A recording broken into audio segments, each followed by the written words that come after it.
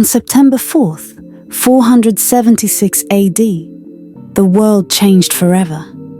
In the coastal fortress of Ravenna, a teenage boy named Romulus Augustulus, bearing the names of both Rome's founder and its first emperor, was stripped of his purple robes. The man deposing him wasn't a rival Roman, but Odoacer, a Germanic chieftain. After 1,200 years, the flame of the Western Roman Empire had finally flickered out. But Rome didn't vanish in a day. It was a slow-motion car crash centuries in the making. 2. The barbarian tide. The end began, not with a bang, but with a desperate knock at the door. To the east, the Huns, a nomadic nightmare from Central Asia, were pushing European tribes toward Roman borders. The Gothic betrayal. In 376, the Goths sought asylum. Rome accepted them, then starved them, famously forcing parents to trade their children into slavery for dock meat. The price of cruelty. The Goths revolted.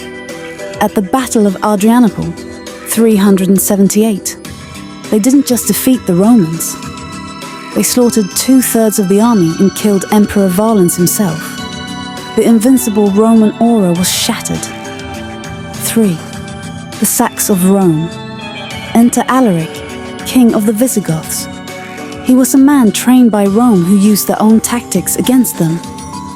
The puppet master.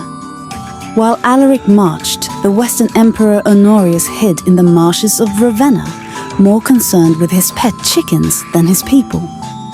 Legend says that when told Rome has perished, Honorius wept, thinking they meant his favorite chicken named Roma. The unthinkable. In 410 AD, for the first time in 800 years, a foreign army entered the Eternal City.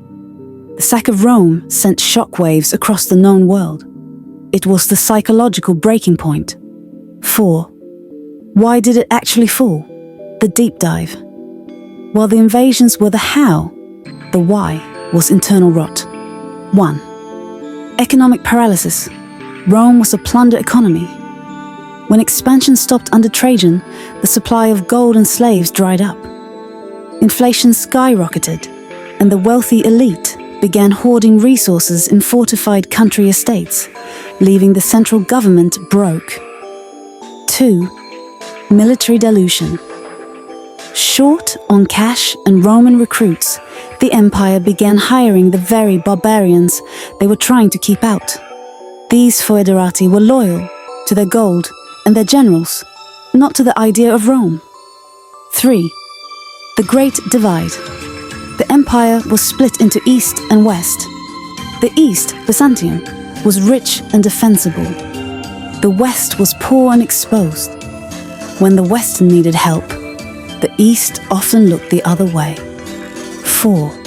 The religious shift. The rise of Christianity changed the social fabric. The emperor was no longer a living god to be worshipped, which weakened the old-school Roman cult of the state that had unified the legions for centuries. V. The living ghost. 476 AD was the end of a government, but not a culture.